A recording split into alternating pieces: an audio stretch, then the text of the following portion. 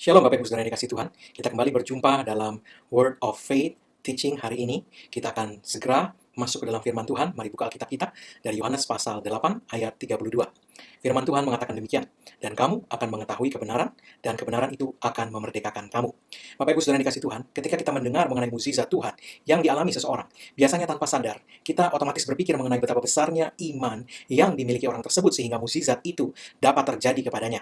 Akan tetapi, dengan berpikir demikian, tanpa sadar, kita sedang memberikan kemuliaan bukan kepada Tuhan, tetapi kepada manusia. Sebab kita berpikir mengenai ukuran iman, besarnya iman orang itu sehingga mukjizat bisa terjadi, dan bukan mengenai besarnya kuasa Tuhan yang mengerjakan mukjizat itu dalam hidup orang itu. Bapak Ibu Saudara yang dikasih Tuhan, oleh sebab itu adalah sangat penting untuk kita mengetahui apa sebenarnya yang Tuhan katakan mengenai iman untuk mukjizat. Hari ini kita akan belajar mengenai iman untuk mukjizat, dan kita akan menggali sehingga kita dapat mempraktekkan kebenaran firman Tuhan ini dan mengalami mukjizat-mukjizat yang kita butuhkan di dalam hidup kita. Haleluya.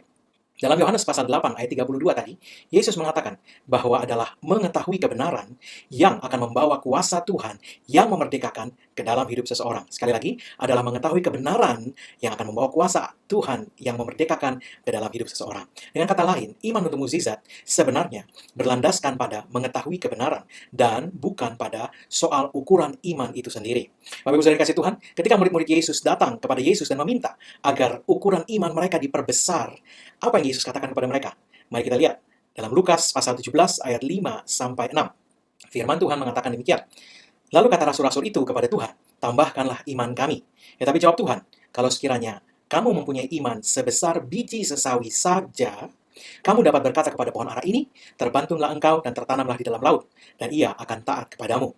Bapak Ibu Saudara yang dikasih Tuhan, Yesus menjawab mereka bahwa iman sebesar biji sesawi saja cukup untuk mukjizat terjadi. Sekali lagi, iman sebesar biji sesawi. Dan firman Tuhan berkata bahwa biji sesawi adalah biji yang paling kecil. Mari kita lihat.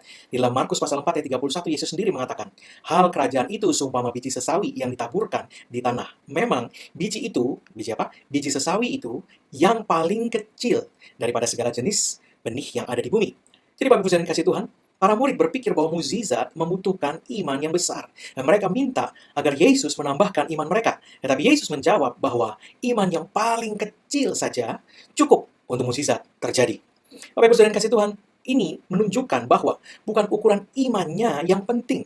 Tetapi yang penting adalah pada siapa kita taruhkan iman kita. Dan mengenai apa kita taruhkan iman kita itu. Yesus tadi mengatakan dalam Yohanes 8 ayat 32, kamu akan mengetahui kebenaran dan kebenaran itu akan memerdekakan kamu. Sekali lagi, kebenaran yang kita ketahui akan memerdekakan kita. Yesus tidak bicara soal ukuran iman, Yesus bicara soal kebenaran yang diketahui akan membawa kuasa Tuhan yang memerdekakan ke dalam hidup kita. Bapak Ibu Saudara dikasih Tuhan, kebenaran akan memerdekakan kamu. Kita tahu dari firman Tuhan bahwa kebenaran itu bicara dua hal. Yang pertama, kebenaran itu adalah seorang pribadi yang bernama Yesus Kristus sendiri. Firman Tuhan dalam Yohanes 14 ayat 6 mengatakan, kata Yesus kepadanya, akulah jalan dan kebenaran dan hidup. Sekali lagi, kata Yesus kepadanya, akulah jalan dan kebenaran dan hidup. Tidak ada seorang pun yang datang kepada Bapa kalau tidak melalui aku.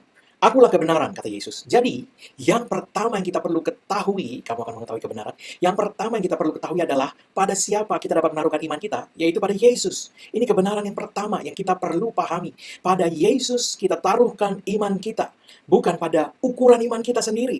Kita taruhkan iman kita pada Yesus. Firman Tuhan dalam Yeremia 17 ayat 5 mengatakan, beginilah firman Tuhan, terkutuklah orang yang mengandalkan manusia, yang mengandalkan kekuatannya sendiri, dan yang hatinya menjauh dari Tuhan. Terkutuklah orang yang mengandalkan manusia. Kita tidak bisa mengandalkan iman kita sendiri. Kita harus menaruhkan iman itu pada Yesus. Hanya Yesus yang bisa diandalkan. Hanya pada Yesus kita dapat menaruhkan iman kita. Yesus berkata dalam Yohanes 14 ayat 12-13. Demikian. Aku berkata kepadamu, sesungguhnya barang siapa percaya kepadaku, ia akan melakukan juga pekerjaan-pekerjaan yang aku lakukan, kata Yesus. Bahkan pekerjaan-pekerjaan yang lebih besar daripada itu. So, aku pergi kepada Bapa. Dan apa juga yang kamu minta dalam namaku, aku akan melakukannya. Supaya Bapa dipermuliakan di dalam anak. Jadi kita melihat dari dua ayat ini bahwa mengandalkan manusia, menaruhkan percaya kepada kekuatan kita sendiri, kekuatan iman kita sendiri. Firman Tuhan berkata, terkutuklah orang yang mengandalkan manusia, yang mengandalkan kekuatannya sendiri. Sebab ketika kita mengandalkan kekuatan kita sendiri, hati kita menjauh dari Tuhan. Tetapi firman Tuhan sebaliknya berkata, orang yang percaya pada Yesus, Mereka yang percaya kepadaku, barang siapa yang percaya kepadaku, ia akan melakukan pekerjaan-pekerjaan yang aku lakukan, kata Yesus. Pekerjaan yang aku lakukan, kata Yesus. Mukjizat-mukjizat Yesus. Bahkan Yesus berkata, lebih besar daripada yang aku lakukan itu, supaya Bapa dipermuliakan di dalam anak. Wow, luar biasa. Yesus berkata, dia yang percaya kepada Yesus akan melakukan apa yang Yesus sendiri lakukan, bahkan yang lebih besar daripada itu. Berarti, iman untuk mukjizat bukan soal besarnya iman itu. Tetapi apakah kita menaruhkan iman kita pada pribadi yang benar. Tempat di mana kita menaruhkan iman kita hanyalah Yesus Kristus. Bapak Ibu Saudara yang dikasih Tuhan, percaya pada ukuran iman sebenarnya sama dengan menaruhkan iman pada kekuatan sendiri, pada kekuatan manusia. Tapi ketika kita menaruhkan iman pada Yesus, kita dimerdekakan dari mengandalkan diri sendiri. Segala beban itu bersandar pada diri sendiri dilenyapkan. Dan kita dibebaskan dari tekanan untuk mempunyai iman yang cukup besar supaya mukjizat bisa terjadi.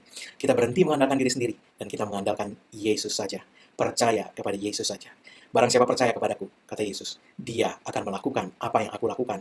Bahkan yang lebih besar daripada itu. Artinya, menaruhkan iman pada Yesus akan membuka jalan untuk kuasa mukjizat Tuhan bekerja lewat kita. Seperti dahulu kuasa itu bekerja lewat Yesus. Sekali lagi, menaruhkan iman pada Yesus akan membuka jalan untuk kuasa mukjizat Tuhan bekerja lewat kita. Seperti dahulu kuasa itu bekerja lewat Yesus. Haleluya. Bapak Ibu yang dikasih Tuhan, mengapa bisa demikian? Tadi ayat 13, Yesus berkata sebab ketika kita menaruhkan percaya kita kepada Dia, bertindak dan berkata-kata di dalam nama Yesus, Yesus sendiri akan bekerja lewat kita dan menghasilkan mukjizat yang kita inginkan dari Tuhan. Haleluya. Hal kedua, mengenai iman untuk mukjizat adalah menaruhkan percaya kita mengenai apa yang kita bisa percayai dari Tuhan. Kamu akan mengetahui kebenaran dan kebenaran itu akan memerdekakan kamu, kata Yesus. Hal kedua mengenai kebenaran adalah kebenaran itu adalah firman Tuhan atau perkataan yang Tuhan ucapkan. Yohanes 17 ayat 17 mengatakan demikian. Kuduskanlah mereka dalam kebenaran, firman-Mu adalah kebenaran. Apa? Firman-Mu adalah kebenaran. Jadi, firman Tuhan adalah kebenaran.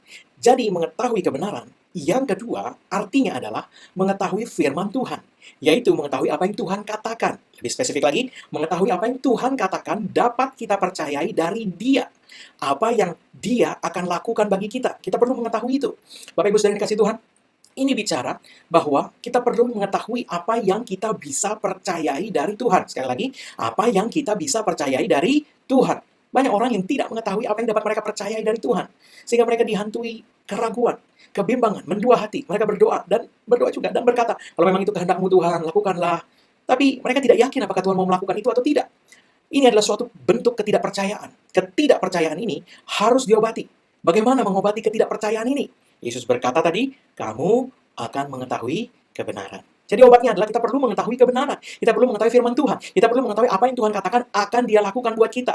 Dengan mengetahui apa yang Tuhan katakan, apa yang Dia janjikan, apa yang Dia bilang akan Dia lakukan bagi kita, ketidakpercayaan kita akan diobati.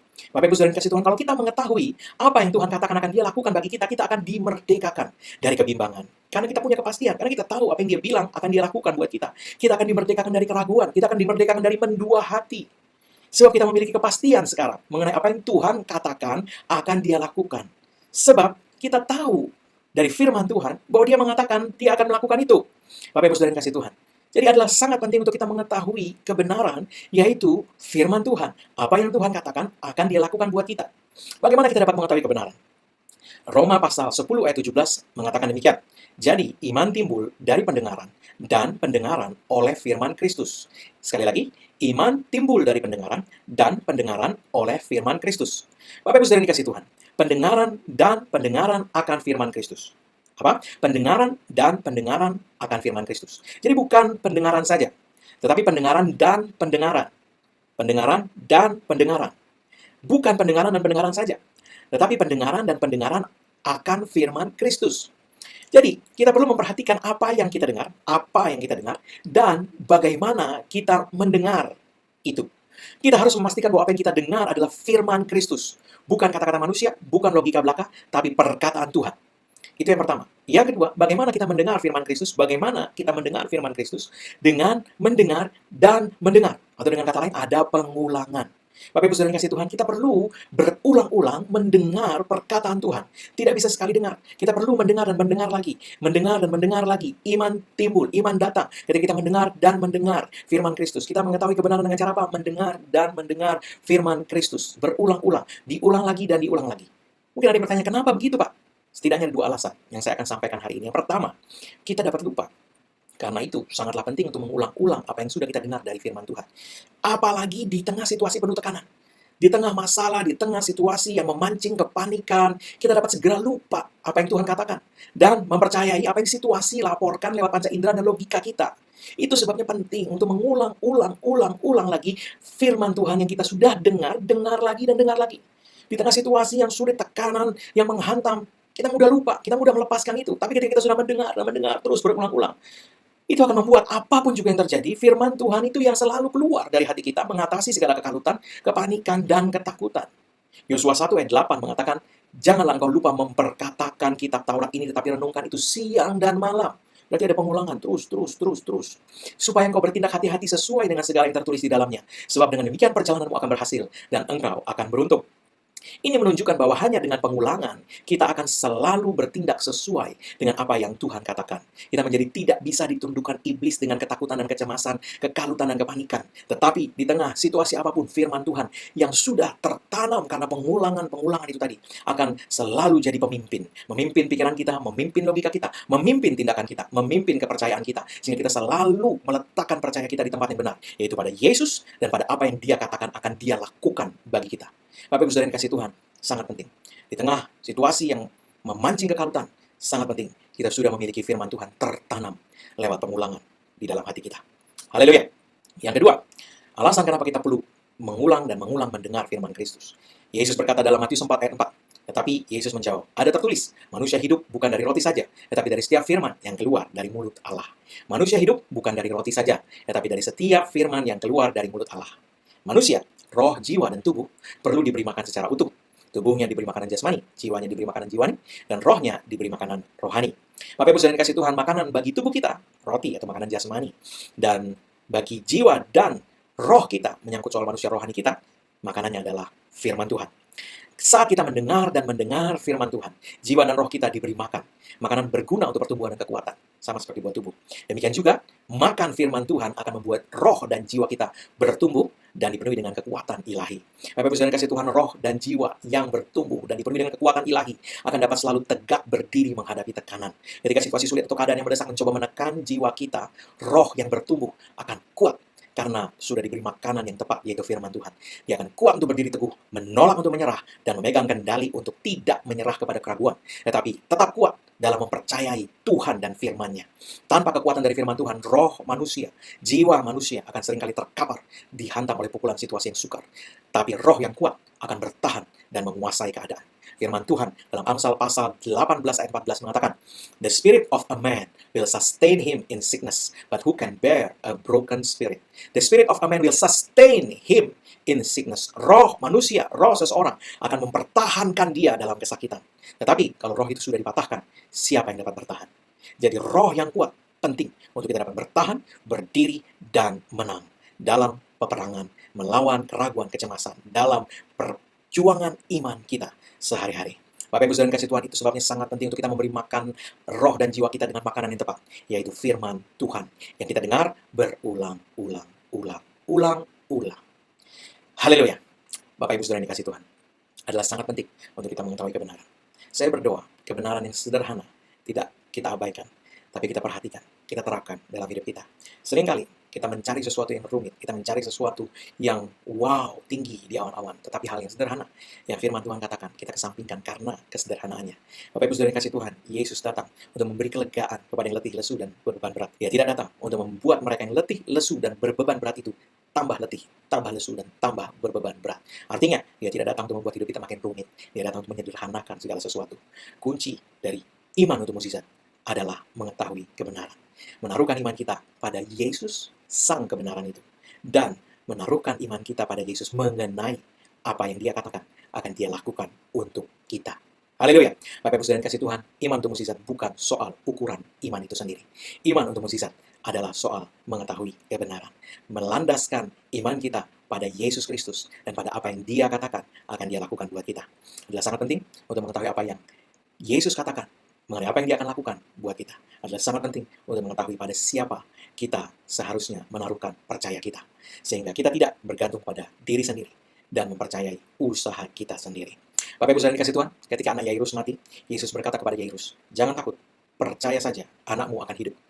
Entah sehancur apa iman Yairus pada saat itu. Dia baru saja memanggil Yesus ke rumahnya untuk mendoakan anaknya yang sakit keras. Yesus sudah dalam perjalanan ke rumah Yairus. Tetapi di tengah jalan, orang datang membawa kabar kepada Yairus bahwa anaknya sudah mati, sehingga tidak perlu lagi menyusahkan Yesus. Bapak Ibu saudara dikasih Tuhan, betapa porak-porandanya iman Yairus saat itu. Kalau bicara soal ukuran iman, imannya sudah hancur. Tetapi di saat genting itu, Yesus bicara. Tentu Yesus tahu apa yang terjadi di hati Yairus. Tentu Yesus tahu kondisi iman Yairus. Dan itu sebabnya Yesus berkata kepada Yairus, "Jangan takut, percaya saja." Berarti saat itu Yairus sudah takut. Tapi Yesus berkata, "Jangan takut, percaya saja, anakmu akan hidup." Anda perhatikan, Yesus mengatakan dua hal. Yang pertama, percaya saja. Maksudnya tentu, percaya saja pada Yesus yang sudah menuju ke rumah Yairus. Percaya saja. Yang kedua, percaya saja apa yang Yesus akan lakukan untuk Yairus, yaitu anakmu akan hidup. Anda perhatikan dua hal ini. Percaya pada Yesus dan percaya apa yang Yesus akan lakukan buat Anda. Itu kunci iman untuk mukjizat. Yang kita tahu, kemudian apa yang terjadi? Anak Yairus bangkit, hidup kembali. Mukjizat terjadi. Haleluya. Iman Yairus sudah hancur. Dia sudah takut. Yesus berkata, percaya kepada Yesus, percaya bahwa Yesus akan membangkitkan anaknya. Itulah yang Yesus lakukan. Haleluya. Bapak Ibu saudara yang kasih Tuhan, mengetahui pada siapa dan mengenai apa yang kita dapat percayai dari Dia, kita menaruhkan iman kita di tempat yang benar, dan itu akan mengubah hidup kita, memerdekakan iman kita, dan membawa mukjizat ke dalam hidup kita. Sebagaimana Yesus berkata, mereka yang percaya kepadaku akan melakukan apa yang aku lakukan, bahkan yang lebih besar daripada itu. Haleluya. Amin. Mari angkat kedua tangan kita di hadapan Tuhan. Terimalah berkat Tuhan. Karena apa yang Yesus Kristus telah lakukan bagi kita di kayu salib, karena curah darahnya, karena penebusannya sempurna. Maka sekarang tidak ada lagi penghukuman bagi setiap orang yang ada dalam Kristus Yesus. Engkau telah ditebus, harganya telah dibayar lunas. Oleh sebab itu, segala kutuk tidak berlaku lagi dalam hidupmu. Yang ada hanyalah berkat Tuhan, tercurah berlimpah-limpah memberkati engkau dalam segala hal.